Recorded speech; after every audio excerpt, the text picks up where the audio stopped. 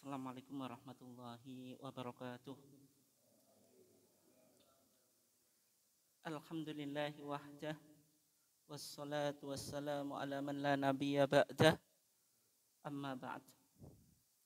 Yang saya hormati Ketua PCM Kota Bojonegoro, Bapak-bapak dan Ibu-ibu, adik-adik sekalian yang dimuliakan Allah. Alhamdulillah pada malam hari ini kita diizinkan oleh Allah Subhanahu wa taala untuk memiliki kesempatan dalam upaya kita tafaqquh fiddin, mendalami agama melalui kajian ketarjian. Salawat dan salam semoga senantiasa terlimpahkan kepada Nabiullah Muhammad SAW, keluarganya, sahabatnya, dan seluruh orang yang mengikuti sunnahnya sampai hari kiamat. Bapak dan ibu-ibu sekalian, adik-adik sekalian yang dimuliakan Allah, tema kita insya Allah akan membahas tema yang sedikit berat, tapi penting untuk kita ilmui. Karena tema ini masih ada kaitannya dengan pelaksanaan ibadah kita. Secara khusus yaitu awal waktu subuh. Pembahasan ini mulai diputuskan. Kalau pembahasannya sudah cukup lama, mulai 2010 ya. Tapi disepakati di Munas Tarjih 2020 di Gresik. Munas Tarjih ke-31. Kemudian di Tanfid tahun 2001. Jadi sudah ada berapa tahun, Pak? 5 tahun. Bahasa sederhananya yaitu waktu subuh Muhammadiyah mundur 8 menit. Kalau kita lihat sebagian musola Masjid Muhammadiyah sudah ada yang melakukan, sebagian juga belum. Sebagian pasrah, Pak, opo ciri tarjih opo ciri Muhammadiyah. Tapi secara keilmuan ya sekedar ikut saja. Oleh sebab itu kajian ini pentingnya kalau misalnya kita atau PCM kota di AUM baik masjid atau musola itu sudah mengaplikasikan. Jadi kita sekarang pada tahap mengilmui gitu. Kenapa kok bisa mundur 8 menit? Oleh sebab itu topik kita berkaitan dengan kriteria awal waktu subuh menurut Tarjih Muhammadiyah. Tapi sebelumnya penting untuk kita pahami, dan ini menjadi pondasi kajian kita. Di Munas Tarjih ke-24 di Jakarta tahun 2000, di sana diputuskan bahwasanya Muhammadiyah dalam mengkaji permasalahan sosial keagamaan itu menggunakan 3 pendekatan. Menggunakan berapa? 3 pendekatan.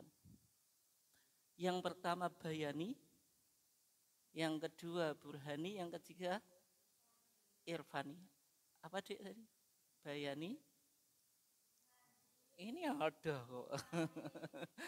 Bayani, burhani, irfani. Paling enggak kenal istilahnya dulu ya. Bayani, burhani, irfani. Bayani itu pendekatan yang titik tolaknya teks atau Al-Quran dan As-Sunnah Al-Maqbulah. Jadi kalau kita bicara pendekatan bayani, itu titik tolaknya apa? Al-Quran dan Sunnah. Secara umum kita pakai dalam persoalan ibadah. Ketika kita bicara kaifiyah sholat, mulai takbir sampai salam, itu ya pendekatannya apa? Bayani. Karena kita merujuk ke dalil baik Al-Quran maupun As-Sunnah. Itu pendekatannya apa? Bayani.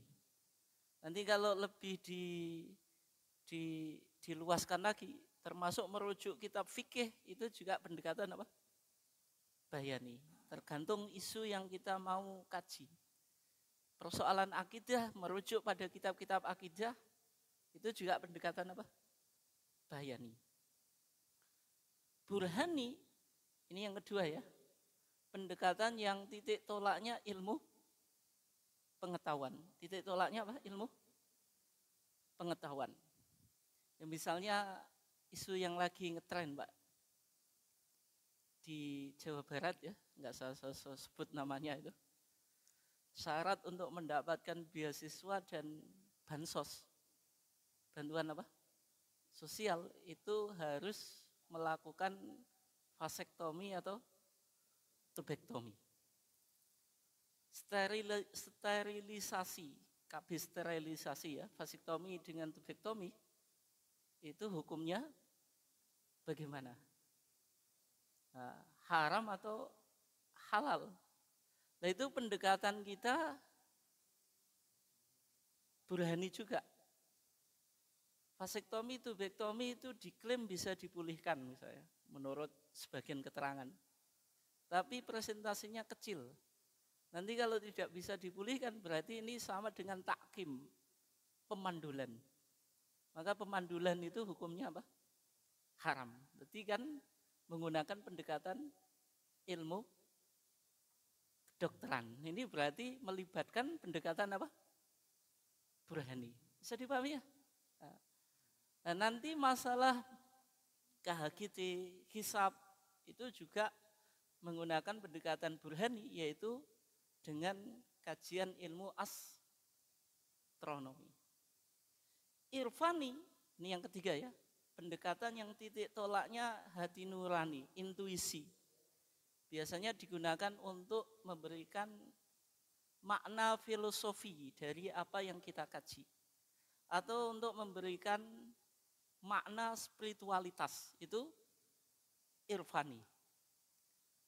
Nah, ketika Muhammadiyah mengusung irfani ini Pak, Bu, jadi selama ini kan Muhammadiyah cara beragamanya terkesan kaku ya, yaitu peran hati nurani itu kadang-kadang apa? Kurang diberikan tempat. Dan sehingga dengan 3 pendekatan ini irfani itu menjadi apa? Penting. Pentingnya irfani apa? Karena kalau kita bicara hukum itu tidak selalu legal formal, Pak. Tapi aspek nurani itu kadang-kadang apa? Lebih di atas apa? Hukum.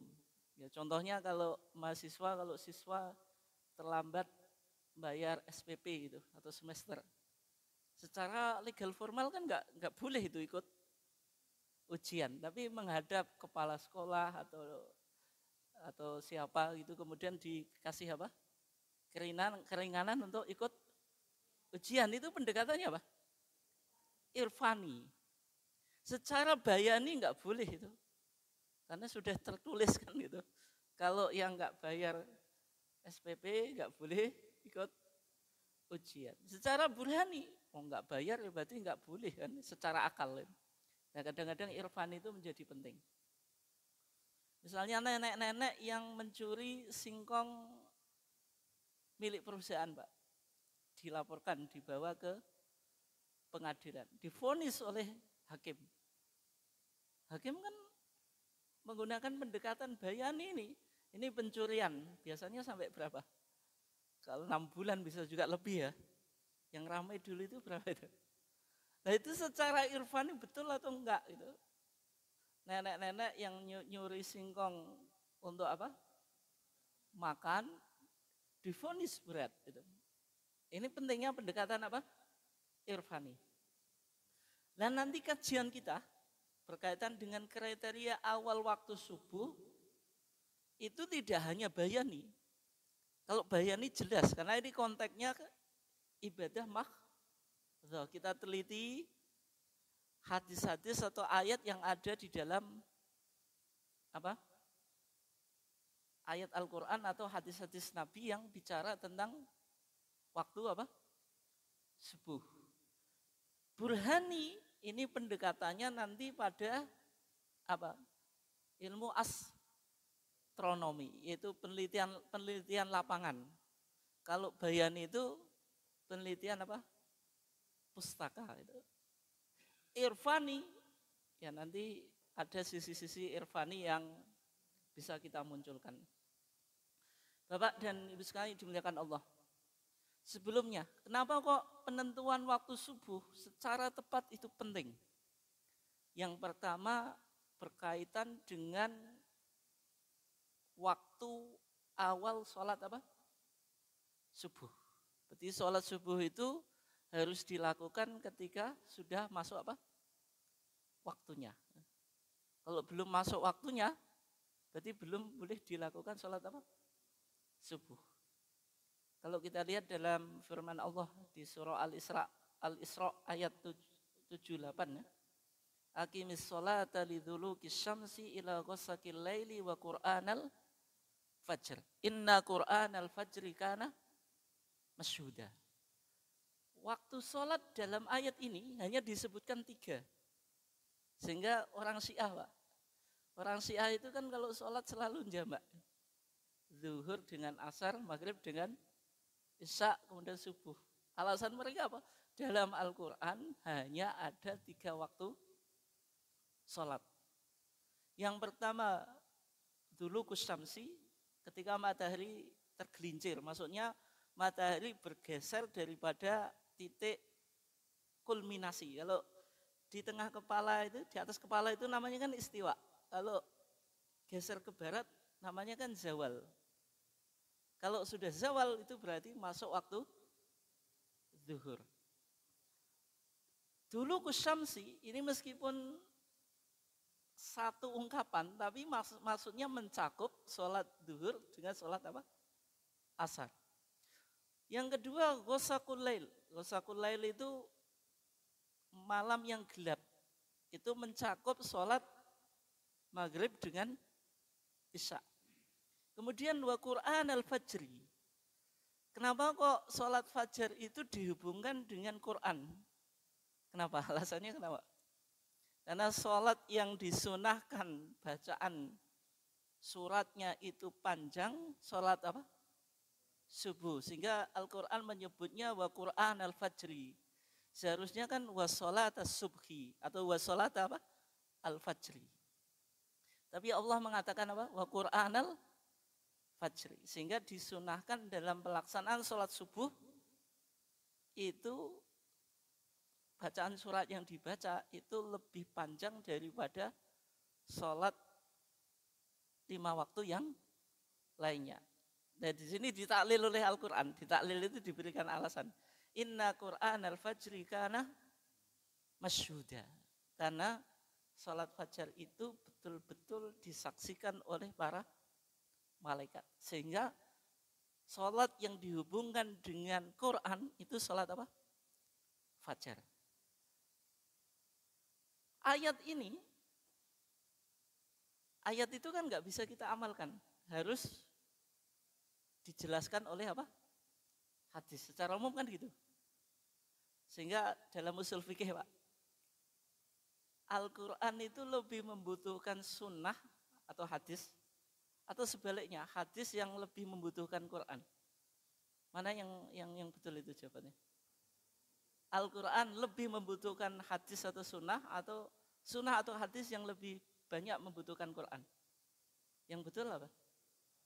Al-Quran lebih banyak membutuhkan hadis. Karena Al-Quran itu mujmal, global. Sehingga sunnah pentingnya apa? Bayanul Quran, menjelaskan Al-Quran. Di dalam hadis Abdullah ibn Amrin, rawahu Muslimun, nanti jenengan bisa cek di Bulughul Maram. Jadi ada 2 kitab hadis ya. Kalau kita nggak sempat belajar kutubus sitah ya, Sahih Bukhari, Sahih Muslim, Sunan yang 4 itu, Tirmidzi, Nasai, Ibnu Majah, terus siapa? Abu Dawud. Ya cukup 2 kitab hadis. yaitu Bulughul Maram dengan Muntakol Akbar. Muntakol Akbar nggak populer. Pokoknya Bulughul Maram saja. Ini kalau dikuasai itu sudah luar biasa. Dikuasai bukan sekedar baca atau pernah ngaji, ya betul-betul apa? Paham, itu sudah luar biasa. Di Bulughul Maram hadis Abdullah ibn Amrin, di sana Rasulullah SAW bersabda menjelaskan waktu sholat 5 waktu. Tapi kita ambil Pak, biar nanti kita cepat selesai ya. Nanti kalau saya lama 1 jam nggak cukup. Nah, wa waktu sholati subhi min tulu'il fajri ma lam tatlu'is syamsu. Waktu sholat subuh itu dari terbitnya fajar sampai sebelum matahari terbit. Berarti waktu sholat subuh itu dimulai dari apa? Terbitnya fajar. Fajar apa? Shadiq. Bukan fajar apa? Kadzib. Sampai terbitnya apa? Matahari. Di dalam Al-Quran dijelaskan atau enggak Pak? Waktu sholat subuh. Tidak hanya wa Qur'an al-fajri, inna Qur'an al-fajri kana apa? Masjuda. Tidak dijelaskan. Yang menjelaskan hadis. Kemudian secara khusus bisa kita temukan di kitab Muntakol Akbar. Ini kumpulan hadis hukum tapi lebih tinggi daripada Bulughul Maram yang ditulis oleh Syekhul Islam, tapi kakeknya yaitu Ibnu Taimiyah Al-Jaddu, kakeknya Ibnu Taimiyah, disyarah oleh Imam Syaukani menjadi Nailul Autar. Di sana di hadis Mu'ad ibn Jabal ketika Rasulullah mengutus Mu'ad ke Yaman. Waktu sholat subuh itu yang pertama itu gholas, yang kedua isfar Pak. Gholas itu apa? Gholas itu masih gelap gulita. Digambarkan kalau sahabat itu enggak tahu yang teman sampingnya, saking apa? Gelapnya. Karena dulu kan belum ada listrik ya, kalau sekarang ya. Jadi sholat subuh itu sampingnya itu enggak tahu siapa gitu. Itu gholas. Yang kedua itu isfar. Isfar itu sudah menguning, artinya orang sudah tahu di sampingnya. Dan Rasulullah itu kadang kalau sholat subuh itu gholas, waktunya gholas, kadang-kadang apa? Isfar. Ya, kalau di Timur Tengah itu kalau waktu syita itu waktu musim dingin, itu malamnya lebih panjang. Rasulullah kalau sholat itu gholas, waktunya gholas, masih agak gelap. Tapi kalau waktu soif, musim soif itu musim panas, itu isfar. Kenapa? Karena malamnya lebih pendek. Yang jenengan pernah haji Pak, tapi haji kadang kan enggak satu musim. yang pernah mengalami itu loh, pergantian musim. Kan di Timur Tengah itu ada 4 musim kan. Jadi kalau musim panas itu malamnya pendek, tapi kalau musim dingin itu malamnya apa? Panjang. Nah, kalau Rasulullah sholat pada saat musim syita, musim dingin itu gholas. Tapi kalau musim panas itu apa? Isfar. Itu di keterangan hadisnya. Kemudian yang kedua, pentingnya sholat, penentuan waktu subuh itu kenapa harus tepat? Itu karena berkaitan dengan batas akhir sholat malam, sholatul lail, secara khusus witir. Tapi ditarjih Pak, sholat lail itu esensinya sama. Jadi witir itu ya sholat lail, tarawih juga sholat lail, kemudian apa lagi? Qiyamul Ramadan juga sholat lail, tahajud itu juga sholat lail. Hanya saja varian penamaannya saja. Tapi esensinya apa? Sama, sehingga kalau ditarjih, kalau sudah 11 ya sudah. Enggak ada misalnya sholat tarawih malam nanti sholat tahajud itu enggak ada Pak. Meskipun itu di fikih semacam itu ya. Tapi kalau putusan tarjih enggak semacam itu. Ini kadang tapi masih debatable Pak. Tapi intinya kalau kita lihat di HPT jilid 1 itu sholat lail itu namanya macam-macam tapi esensinya apa? Sama. Di sholat witir, ini misalnya di hadisnya ya, hadis Aisyah. Kana Rasulullah sallallahu alaihi wasallam yusolli fi ma baina ayyafruga min sholatil isya. Rasulullah itu sholat di antara waktu antara selesainya sholat isya. Sholat isya itu namanya yang lain itu disebut sholatul atamah. Sholat apa? Atamah. Ilal fajri sampai fajar ihda asyrota rakaatan 11 rakaat. Yusallimu baina kulli rakaatain dilakukan 2 rakaat wa yutiru biwahidah witirnya hanya 1. Berarti 11 dilakukan 2 sampai 10 witir 1. Lihat pelaksanaan sholat tarawih di Muhammadiyah itu yang mungkin dilakukan itu 3 cara. Kayak ini berarti 2 sudah dapat 10 witirnya 1. Bisa juga 2 8 witirnya 3.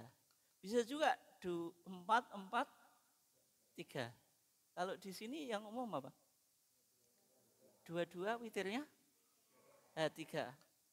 Selain itu masih ada, tapi nanti kalau dipraktikkan di masyarakat itu malah bingung, Pak. Ya kan, nek bingung kan malah mutung kan jadi gawe, Pak. Karena apa? Kebanyakan cara. Ya, kalau orang awam kan malah bingung. Sehingga 3 cara itu yang mungkin bisa dipraktekkan. Kalau di tempat saya itu dulu 4-4-3, di Jogja masih 4-4-3. Kemudian berubah menjadi 2 10 witirnya 1. Tapi semuanya boleh. Semuanya apa? Boleh. Meskipun kadang-kadang juga orang yang enggak pernah ngaji tarjih, Pak. Ki piye to? Podo-podo masjid Muhammadiyah kok beda. Nek papat telu yo kabeh papat telu. Padahal kan enggak semacam itu. Semuanya apa? Boleh. Semuanya apa? Boleh. Nah, kemudian yang ketiga, kenapa kok penting kita mengkaji waktu sholat subuh secara tepat? Itu berkaitan dengan penentuan awal mulai puasa dan akhir makan apa? Sahur. Allah Subhanahu wa taala berfirman, "Wa kulu washrabu," makanlah dan minumlah. Ini siang atau malam? Siang atau malam? Malam. Hatta yatabayyana lakumul khaitul abyadu minal khaitil aswadi minal fajr. Sampai terang bagimu benang putih daripada benang hitam, yaitu fajar. Itu bahasa kinayah, Pak. Ya tidak mungkin apa? Benang putih itu menjadi terang daripada benang hitam. Sama sahabat itu dulu ada benang hitam ditaruh di bawah bantal itu. Dikira maknanya literal ini. Kok enggak putih-putih kan itu? Maksudnya bukan semacam ini. Ini bicara tentang fajar apa? Fajar sodik.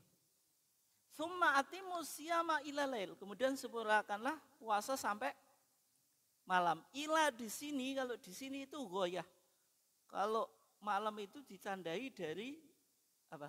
Terbenamnya matahari. Ila ini maknanya goyah, artinya ending. Tapi kalau ila dalam wudhu, itu bukan ending, Pak. Wa aidiyakum ilal marafiq. Dalam wudhu surah faghsilu wujuhakum wa aidiyakum apa ilal marafiq. Ketika kita membasuh tangan dan juga kaki kan wa arjulakum ilal ka'bain. Ila di situ maknanya itu ma'a. Sehingga siku dan kedua apa? Kedua polok iki Jawa kemiren loro. Kedua apa tumit ya? Kedua mata kaki kok. Mata kaki kok tumit. Ini masuk dibasuh. Masuk apa? Dibasuh. Tapi kalau sholat, jenengan kalau sudah terbenam matahari, harus apa? Mensegerakan berbuka. Itu ya bedanya. Kalau ilalail di sini itu akhir, tapi kalau dalam ayat wudhu, ila itu artinya ma'a, beserta. Sehingga sikut ya, siku. Kemudian apa? Kedua mata kaki itu ikut dibasuh, bukan batasan. Kalau batasan kan berarti tidak dibasuh.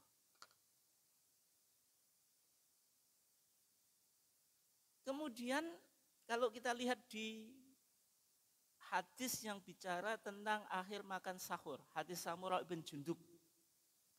Rasulullah bersabda, la yamna'annakum min suhurikum. Ini adalah la nahiyah ya. Yamna'annakum nunnya nun taukid apa? Sakilah atau khafifah? Dik. Sakilah atau khafifah? Sakilah ya. Min suhurikum, janganlah sekali-kali menghalangi kamu sekalian dari makan sahur. Apa? Adzanu Bilalin, adanya Bilal. Jadi ketika Bilal itu adzan, Rasulullah bilang tetap suruh makan apa? Sahur. Kenapa? Karena ini adzan pertama. Karena Rasulullah itu dalam sholat subuh itu punya dua muadzin. Punya muadzinani. Yang pertama Bilal, yang kedua siapa? Abdullah ibn Umi Maktum. Kalau Bilal itu adzan di adzan subuh yang pertama. Adzan apa yang boleh dilakukan sebelum masuknya waktu sholat? Jawabannya apa? Adzan subuh. Tapi adzan subuh yang pertama. Hukum asalnya adzan itu enggak boleh dilakukan kecuali sudah apa?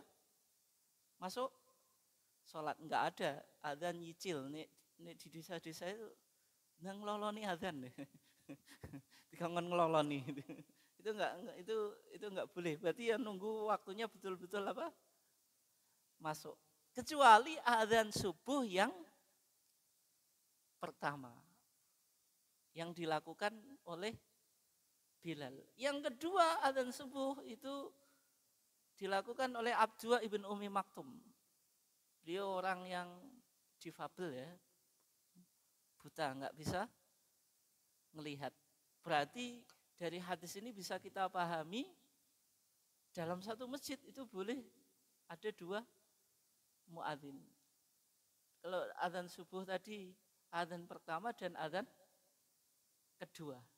Ya, di sini Rasulullah menjelaskan kalau Bilal itu adzan yang masih makan sahur tetap boleh. Enggak boleh apa? Berhenti gara-gara mendengar adzannya Bilal. Karena adzannya Bilal itu dilakukan sebelum masuk waktu subuh. Makanya tadi jawabannya adzan apa yang boleh dilakukan sebelum masuk waktunya sholat? Jawabannya apa? Adzan subuh yang pertama. Adzan subuh yang kedua enggak boleh. Harus menunggu masuknya waktu apa? Subuh. Walal fajrul mustatil. Demikian juga fajar yang mustatil. Mustatil itu tegak ke atas. Nanti digambarkan oleh Rasulullah itu kadzana bisirhan. Kayak ekor serigala. Kenapa kok disebut kayak ekor serigala? Karena dia memanjang ke atas. Yang atas ini yang apa? Yang bercahaya. Atau yang bersinar. Kalau fajar apa? Bercahaya atau bersinar? Bercahaya ya. Kalau matahari bersinar, kalau bulan bercahaya ya. Kalau fajar apa Dik? Bahasa Indonesia apa? Bercahaya atau bersinar kalau fajar? Fajar bersinar atau fajar bercahaya?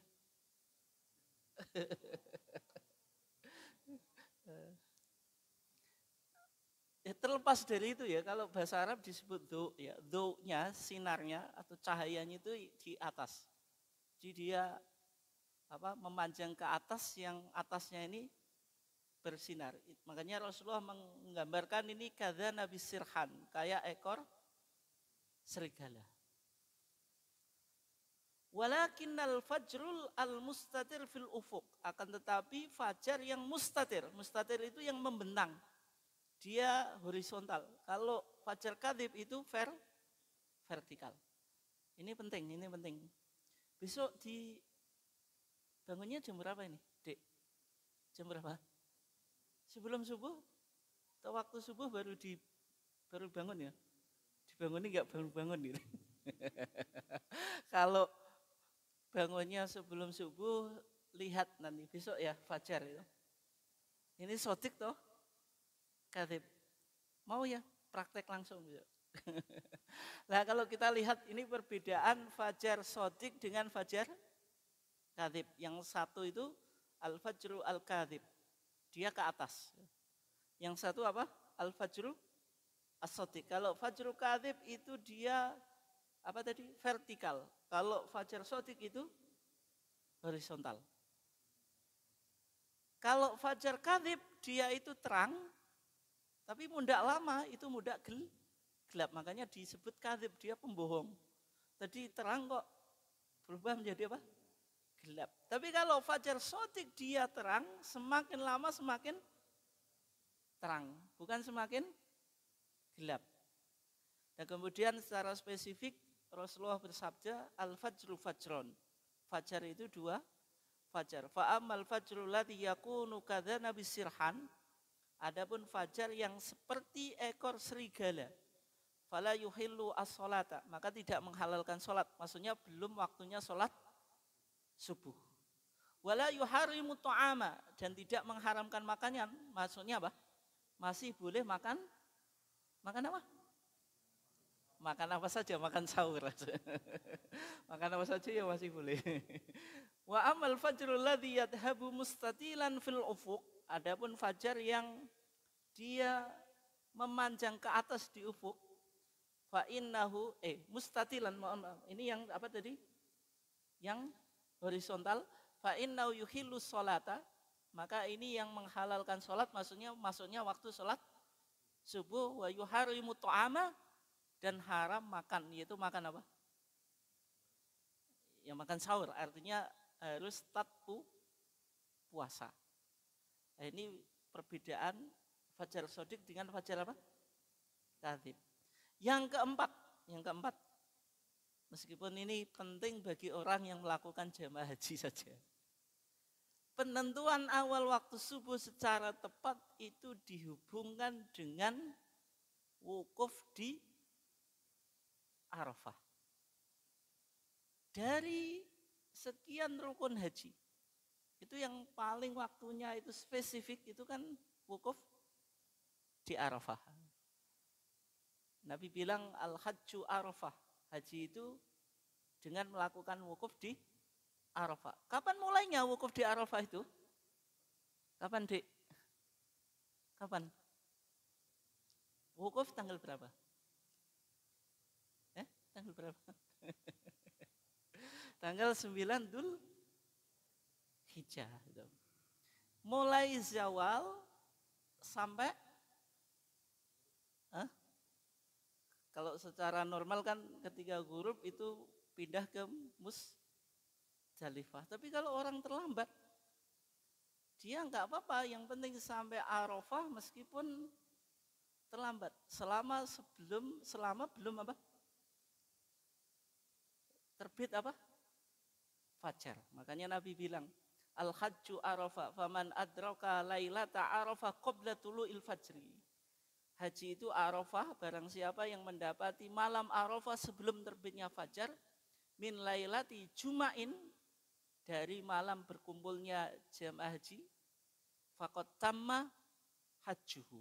Dalam kondisi tertentu kan bisa jadi terlambat.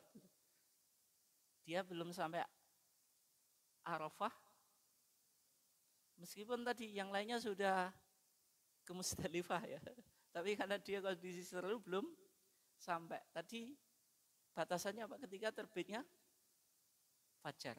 Sehingga penentuan kriteria awal waktu subuh itu menjadi penting karena berkaitan dengan paling enggak ada 4 ibadah tadi. Bapak dan Ibu sekalian dimuliakan Allah. Kita sekarang masuk pada topik kita. Tinggal berapa menit, Pak? 15 ya? Masih cukup insya Allah. Saya cepat. Waktu subuh ya. Waktu subuh itu berdasarkan kepada Al-Quran dan As-Sunnah. Mulainya dari terbit fajar sampai terbitnya apa? Matahari. Hanya saja yang menjadi pertanyaan, kapan fajar sodik itu terbit? Ini wilayah ijtihadiyah. Di Indonesia, secara umum itu kriterianya itu minus 20 derajat. Di Mesir itu minus 19,5 derajat. Di Malaysia, Asia Tenggara Pak, yang agak beda itu Malaysia, minus 18 derajat.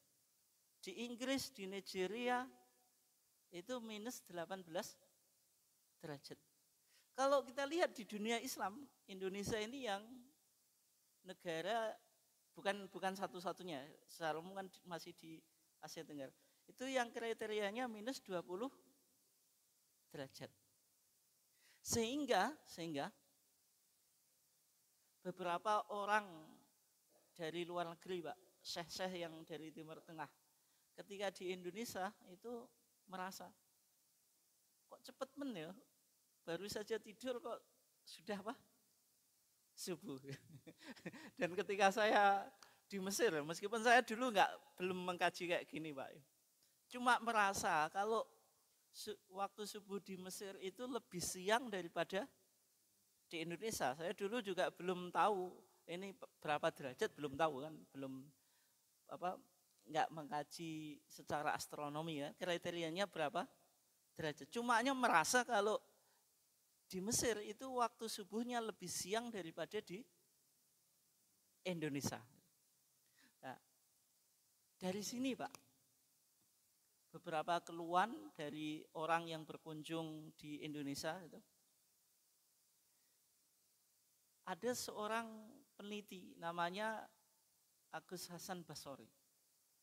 Beliau itu pemret ya, pemretnya majalah Kiblati.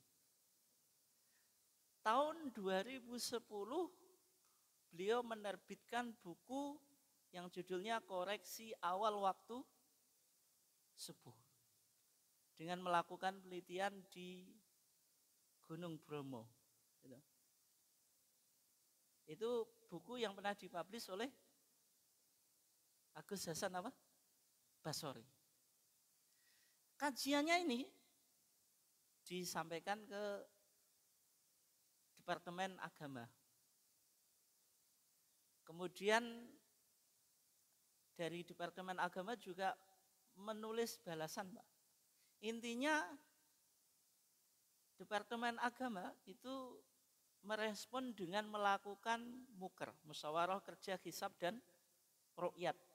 Itu dilakukan tahun 2009 dengan topiknya itu waktu subuh ditinjau dari dalil syar'i dan astronomi. Kalau dalil syar'i dan astronomi berarti pendekatannya apa Pak tadi? Dengan 3 pendekatan, bayani, burhani, irfani, berarti apa ini? Kalau dalil syar'i berarti bayani, kalau astronomi dalil apa? Pendekatan apa? Burhani ya. Nah, kesimpulan dari muker tadi, musyawarah, kerja hisab dan ru'yat, itu ada beberapa kesimpulan ini ya. Ada 4 itu. Sumber dalil yang digunakan Al-Quran dan hadis ini kan berarti bayani kalau di Muhammadiyah. Mengapresiasi penelitian, pengamatan para ulama terdahulu yang membuat kriteria. Ini berarti apa Pak? Melihat burhani, kajian astronom muslim. Nanti kita tampilkan ya, mulai abad 3 Hijriah sampai abad 14. Atau mulai kalau Masehi itu, nanti ini ya datanya. Kalau Masehi itu mulai abad 9 sampai abad 20. Berarti ini apa tadi pendekatannya? Burhani. Badan Hisab Ru'yat Departemen Agama menggunakan kriteria awal waktu subuh yaitu minus 20 derajat. Sebelumnya saya ingatkan Pak tokohnya biar kita familiar. Minus 20 derajat itu tokohnya paling penting ini loh. Muhammad Thohir Jalaluddin. Itu ulama Nusantara. Asal Minangkabau. Dulu belajarnya di Al-Azhar. Di Indonesia tokohnya ini yang dipakai oleh Departemen Agama atau Kemenak. Secara umum di Indonesia kan kriterianya minus 20 derajat. Padahal ulama-ulama yang lain itu mayoritas bilang minus 18 derajat. Kita kok hanya menggunakan pendekatan yang agak, memilih pendapat yang agak aneh. Oke, yaitu siapa tadi tokohnya Muhammad Thohir Jalaluddin. Beliau meninggal baru 1956. Ini orang Minangkabau.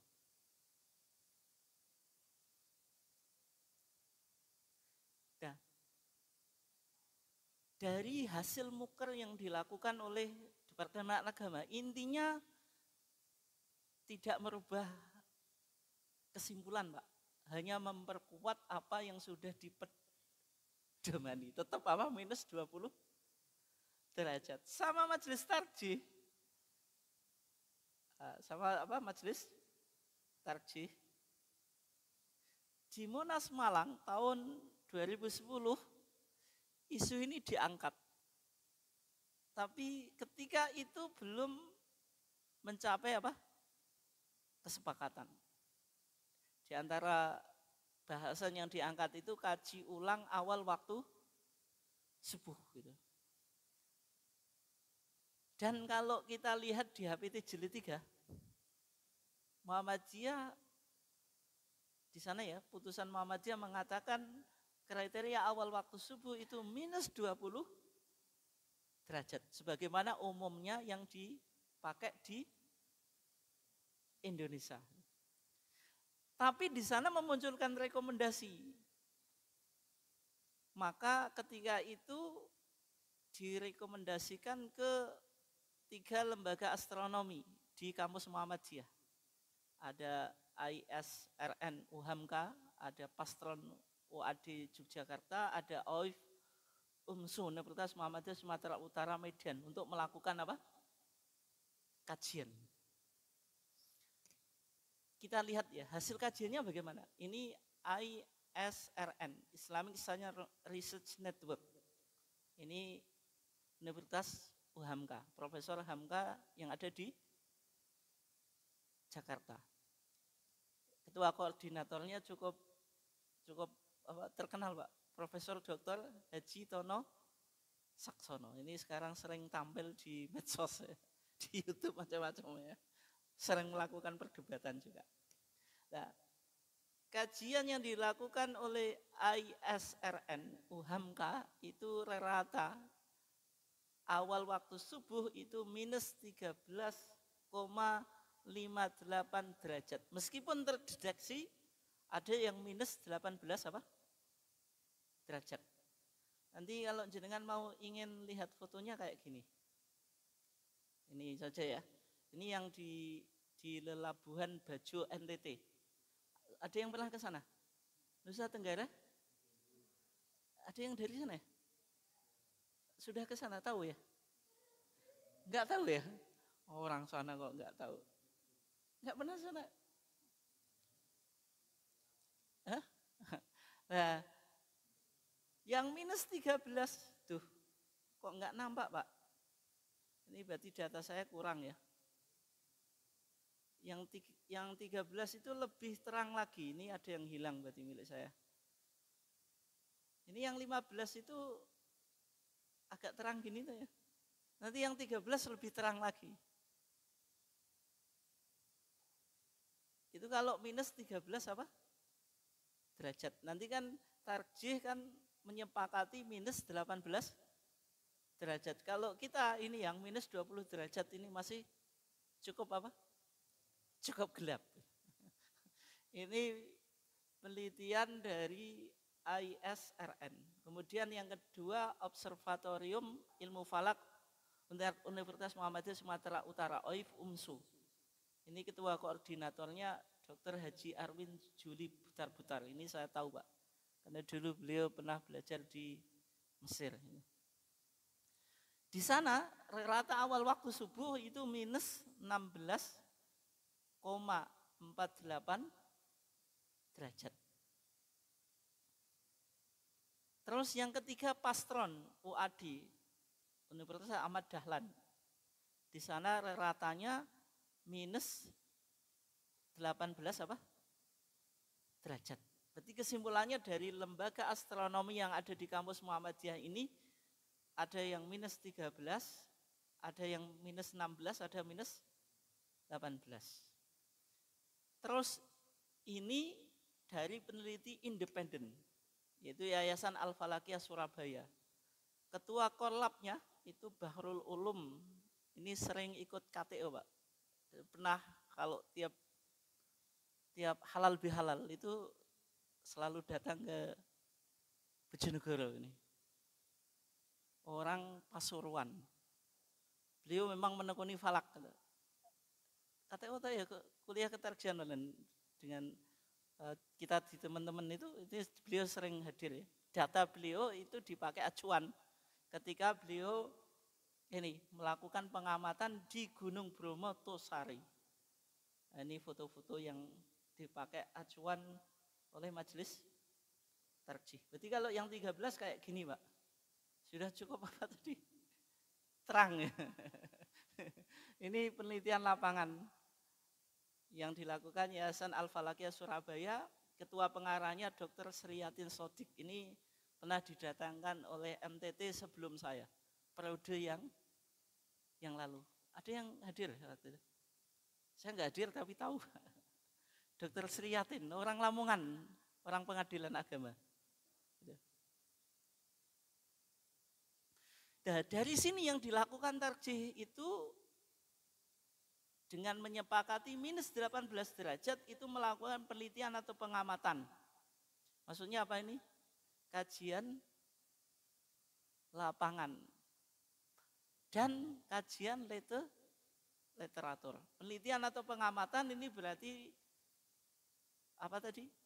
Burhani. Ulama kajian literatur ini berarti kajian dengan merujuk kitab-kitab yang tadi menjelaskan tentang kriteria awal waktu subuh. Langsung saja Pak, karena waktunya cukup mau habis ya. Nah, ini list daftar ulama yang mengatakan kriteria awal waktu subuh itu minus 18 derajat. Ini mulai abad 3 Hijriah atau abad 9 Masehi sampai abad 14 atau 20. Ada sekitar 19 ulama. Saya cek lagi Pak, sebenarnya lebih dari itu. Tapi yang dimunculkan di data tarjih itu hanya 19. Yang paling penting, yang berkesimpulan minus 18 derajat, itu salah satu tokoh majelis tarjih yaitu Kiai Haji Muhammad Wardan Dipo Ningrat. Ini cukup terkenal Pak ini sebagai tokoh tarjih. Di bukunya Kitab Ilmu Falak dan Hisab. Yang bilang minus 19 derajat itu ada 1, 2, 3, 4, 5, 6, ada sekitar 6 ulama. Minus berapa? 19 derajat. Yang bilang 20 derajat ini tokohnya Muhammad Thohir Jalaluddin. Itu kita nggak tahu kenapa kok dulu Kemenak itu pakai ini Pak, acuannya. Ya mungkin pertimbangannya beliau memang ulama Nusantara. Padahal beberapa ulama Nusantara misalnya Ahmad Khotib Minangkabau. Ini gurunya siapa nih? Gurunya Mbah Yai Ahmad Dahlan dan juga Mbah Hasim Asy'ari itu minus 18 derajat. Tapi mungkin karena beliau ini yang paling paling terakhir meninggalnya 1956. Ini yang dipakai acuan sehingga menghasilkan kriteria awal waktu subuh di Indonesia itu minus 20 derajat. Tapi yang disepakati oleh Majelis Tarjih di Monas Tarjih tahun 2020 itu mundur dari minus 20 derajat menjadi minus 18 derajat. Dasarnya apa tadi? Penelitian lapangan yang dilakukan 3 lembaga astronomi di Universitas Muhammadiyah. Kemudian penelitian independen kayak Yayasan Al-Falakiyah tadi. Enggak ada yang memunculkan minus 20 derajat. Bahkan yang UHAMKA tadi kan ekstrim, Pak. Minus berapa? 13 derajat itu ekstrim itu pasti sudah siang ya. Nah kemudian kajian literatur mayoritas bilang apa? Minus 18 derajat. Sehingga disepakati turun dari minus 20 derajat menjadi minus berapa? 18 derajat. Sekarang yang menjadi pertanyaan. Minus 20 derajat menjadi minus 18 derajat. Turun berapa derajat? 2 derajat. 1 derajat itu sama dengan 4 menit. Cara menghitungnya gitu, Pak. Jadi 360 derajat itu satuan jamnya sama dengan 24 jam. 15 derajat itu sama dengan 1 jam.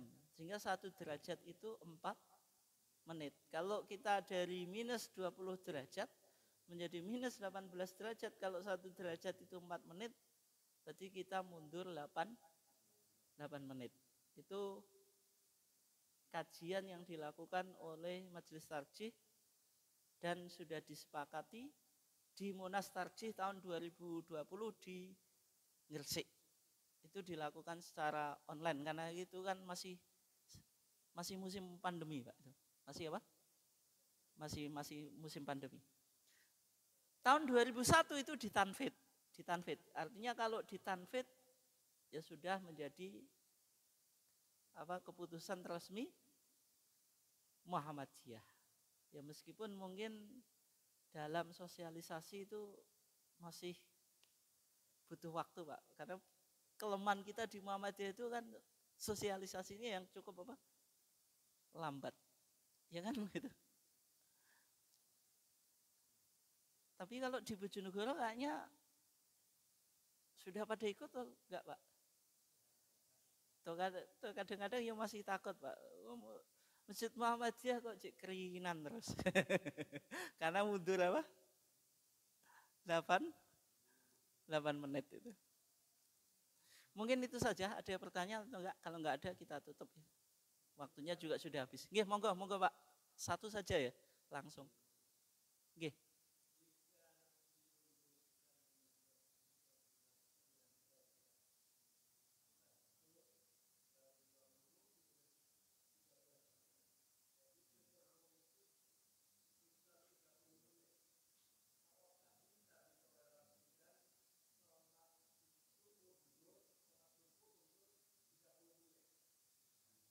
Tapi itu kan enggak disepakati, Pak, tadi.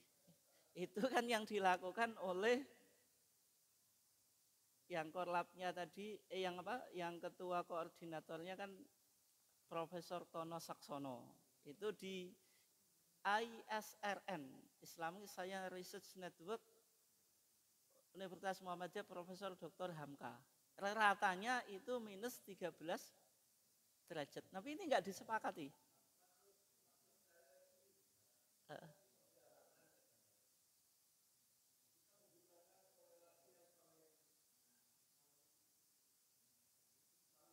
Kalau di perjalanan, ya berarti kan sholat kita kan nggak harus di awal waktu, Pak. Maksudnya tidak harus di awal waktu subuh. Tetap minus 18 derajat tapi mungkin mundur. Kan ini kan kaitannya dengan tadi, kalau minus 13 derajat, berarti berapa, Pak? Itu mundurnya berapa menit? Jadi jenengan ngitungnya kan 30 menit. Nah itu kalau waktu puasa itu repot, Pak. Soalnya kan sahur gitu loh. Nah, dia masih makan itu nanti puasanya sah atau enggak kan gitu. Konsekuensinya di situ ya.